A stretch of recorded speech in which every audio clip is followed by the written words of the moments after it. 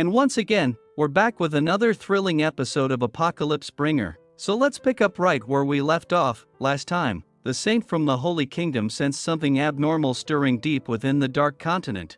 And because of this, she ordered 2 holy knights to head out and investigate, completely unaware of the storm that's quietly building up. Meanwhile, Takuto and Atu were hard at work turning their dream kingdom into a living reality. With the Dark Elves now accepted as their citizens, the kingdom began to take shape step by step. Food chains were established, houses were being built. And the very terrain itself had turned corrupted. Since they're evil beings, the corruption actually benefits them, while for anyone good or neutral, stepping into this corrupted land has harmful effects. And soon enough visitors were on their way. The 2 holy knights, Werder and Larones, along with a group of mercenaries were dispatched for an investigation of Dark Continent, but for now, the episode begins with things relatively calm. Food and shelter had been arranged, and that's when Takuto had gathered a huge pile of food at the altar and called everyone out.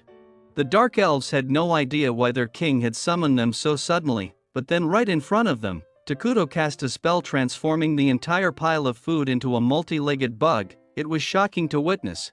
Showing just how godlike Takuto's power truly is that he could create a life form, Atu told the people that this was just a glimpse of what their king could do, and the more loyal and happy his citizens are, the more powerful Takuto can become. This power lets him produce whatever he wishes, although even Takuto and Atu weren't fully sure how it worked, because they simply poured mana into food and that's it, which opens the door for summoning new hero units. Takuto had already decided to summon Isla, the Queen of Bugs. She was the most suitable hero for their needs right now. Because Isla commands every insect and can produce larvae to strengthen both their military and labor force, so she's useful in both war and construction. Atu was impressed by Takuto's logic. And not only was Isla reliable, but she was also the safest pick, since the other heroes had problematic personality. One wants world domination and another was obsessed with reckless adventures. All of them were powerful but unpredictable. Yet Takuto still hoped to meet them all eventually, though he wished none of them would ruin the peace he'd finally found. But as we know, that peace won't last long either way because the Holy Knights are already closing in. Werder was impressed at how quickly Larones had assembled the mercenaries, especially during this tense time when the north is also in chaos. Apparently, a barbarian attack had wiped out an entire village and a saint had been dispatched, but no progress had been made yet. Even the mercenaries had heard whispers about a witch being spotted there. And though they worked for coin, none of them dared take a step toward that area. Just like that, the group decided to rest for the night at an inn. There, Larones asked about the rumored witch. Bargo shared what he'd heard, but Werder shut it down, saying they should enjoy the moment, and oddly enough, Werder claimed it was written in the holy book that after completing a task, knights should relax and rejoice, which for him meant drinking and partying. Larones on the other hand felt their mission was sacred. Everyone has their own interpretation of duty. But still, Bargo questioned why holy knights were heading to the Dark Continent just to investigate. If there really was something like a witch there, he was ready to leave. So Werder replied that Dark Elves had fled into that region, and since they're considered neutral, they couldn't be trusted. If they were building power in secret, that would pose a serious threat. Besides, it was just a mission to gather information, not start a war. So if things went bad, they could always retreat. After all, everyone here had families waiting back home. Well, for now, Werder just wanted to enjoy a moment of peace before entering enemy territory. So the next day, they resumed their journey and soon encountered a hill giant. The mercenaries prepared to engage, but Werder ordered them to stand down. He wanted to handle it alone. Being a high-ranking holy knight means he was blessed with divine strength, and with that power he took down the giant effortlessly. Larones bowed in respect, but Werder doubted the gesture was genuine.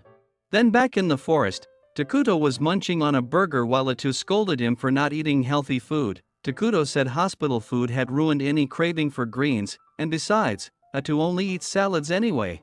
Now Takuto decided to fill Molter and others about the region, because he noticed a city right next to the forest, and though it didn't belong to the good nations, it could be a neutral eastern territory, but being so close means they might discover the existence of their dark kingdom. And right then, Takuto sensed intruders approaching, so he told Atu to send them off as peacefully as she can, and if they refuse, SH knows what to do. The intruders were none other than Werder and Larones, and just as they were about to enter, a woman in a black cloak appeared. Claiming to be a dark elf from the forest, she asked for their reason for coming here. Werder refused to answer and instead asked why she was here. Everyone knew the dark elves had been exiled from their homeland. So she replied that her people had chosen this forest as their new home, and kindly asked them not to enter and disturb their peace. Werder paused after sensing something wasn't quite right, and stopped Loronis from speaking. He tried to convince the woman to let them enter calmly, but she stood her ground, repeating that her people simply wanted to live in peace so they shouldn't. Now neither side was willing to back off. Werder then revealed something he wasn't supposed to, that their saint had received a divine revelation that a calamity was hiding in these woods. Loronis grew anxious hearing this. And Narita, still in disguise, calmly said there was no such thing and insisted they turn back. Even if Werder refused to leave, Atu wasn't going to let them pass, so she politely requested again that they return, but Loronis sensed dark energy from her, which confirms that a calamity truly exists here. But in a shocking move, Werder decided to withdraw, catching everyone off guard.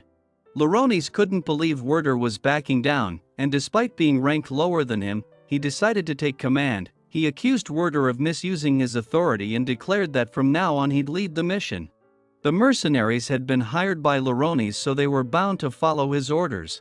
Werder tried to stop him from provoking a conflict, but it was too late. Atu found his arrogance unfortunate, and in a flash, she slaughtered all the mercenaries without hesitation.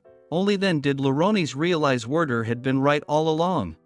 And right there our episode 4 ends, so stay tuned to watch another episodes as well, and for that, subscribe the channel and don't forget to hit the bell icon or you'll miss the latest updates. Till next time guys, take care.